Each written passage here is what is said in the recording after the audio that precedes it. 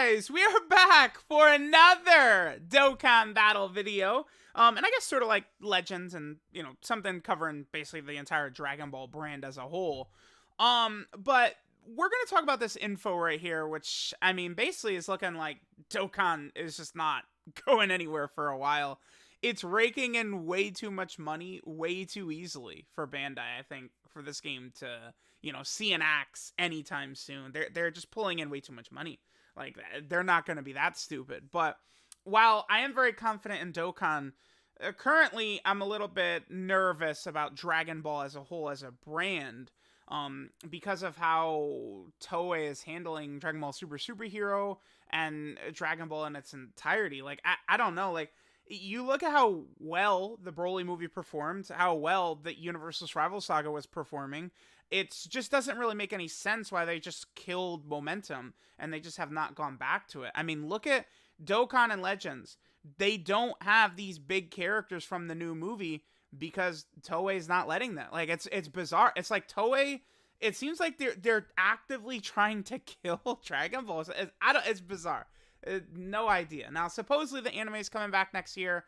If that does happen, like, Dragon Ball will be fine. But, like, it's just very weird how they're handling this stuff. Like, Superhero was fine, right? Like, spoiler alert. Well, I say spoiler alert, but not for the movie. But a lot of the OG Dragon Ball Z movies weren't that great. I think a lot of the shonen anime movies are really not that great, right? Like, it's typically a bunch of just sort of, like, random stuff happening and then, like a final fight, which is good, right? The Gogeta movie, the original one, was not that good until Gogeta shows up at the end, and then it's just insanely raw, right? Like, or like when Super Janemba's on screen, it's interesting.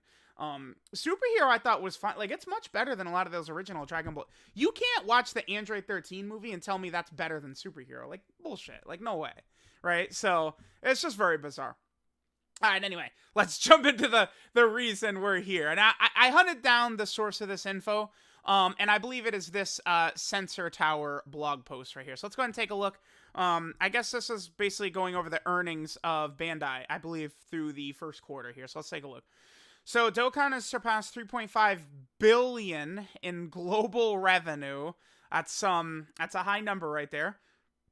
Combined with Legends, the two Dragon Ball games, two Dragon Ball Gacha IPs, account for 45% of Bandai's total revenue. That's crazy. Okay, no, this is just mobile game revenue, not actually revenue for the company. Okay. Of total revenue for the first half. Okay, let's go and take a look. Because remember, Bandai does have a bunch of gacha games, stuff like that. Well, I'm sure we'll get more of this info in here. Okay, so Dokkan, which released in January 2015. Yep, and then of course there's the global version as well.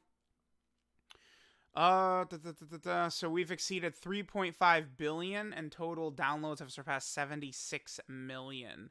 So the reason, like, this 76 million right here number might be hugely different from, like, the 350 million download celebration and stuff like that. I believe for those, they're counting that they have to be counting like rerolls and stuff like that, right? Where it's like, okay, we're the 400 million download like celebration. So I guess this is just like 76 million like actual like different people that have downloaded it, which is still insane. So this is is this the revenue or is this the percentage? I think that this right here. Wow. Okay, so okay. I mean, it's very easy to look at this and go, "Oh, number going up, meaning good." I think that this right here, this is the percent of the Bandai revenue for mobile games. I believe is what this number right here is. Because this 35% number, I believe that's what Dokkan is. I think Dokkan is 35%, and then Legends is the extra 10. We'll just keep looking at this. But I mean, yeah, obviously for Dokkan itself, like, doesn't look like Dokkan's dying if a graph is like this. That's pretty good. Okay, cool.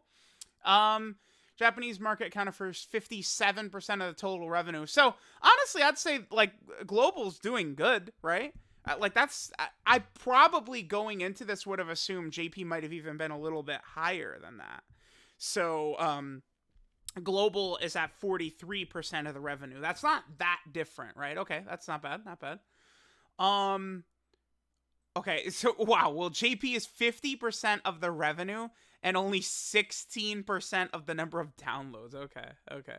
Next largest market besides Japan is the United States. Okay, cool, cool, cool. With 25% of revenue. Okay, and 15% downloads. Okay, cool. So the two Dragon Ball titles account for 45% of Bandai's global revenue in the first half of 2022. Yep, and then now we're talking about Legends. Legends made 930 million. Okay. All right, and then we got a nice shiny graph right here. So Dokkan is at 30%. Legends at 14.8, and then here's this is Treasure Cruise, right? One Piece Treasure Cruise down here at 7.9%. Wow, so I'm actually kind of Legends is even doubling up One Piece Treasure Cruise, huh? Okay. Look at Dokkan as a Goliath right there. Let's see. Big peaks in February, July, and September. Yes, because very simple, right? JP anniversary, global anniversary, worldwide download celebration. Yeah, and it's like YouTube is my job, covering Dokkan is my job, right? Like even for like me personally on YouTube, yeah, these are the peak months right here, yeah, for sure.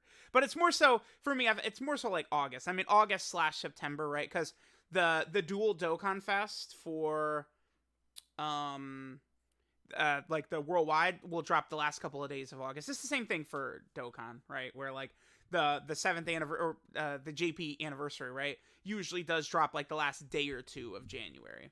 So July too, by the way, yeah, the Tanabata Dokkan Fest, but then there's also the global anniversary, right? Because this is not just the numbers of the Japanese version. We're looking at Dokkan as a whole, right? So anniversary event is held in February. Yep, that's a big impact, absolutely.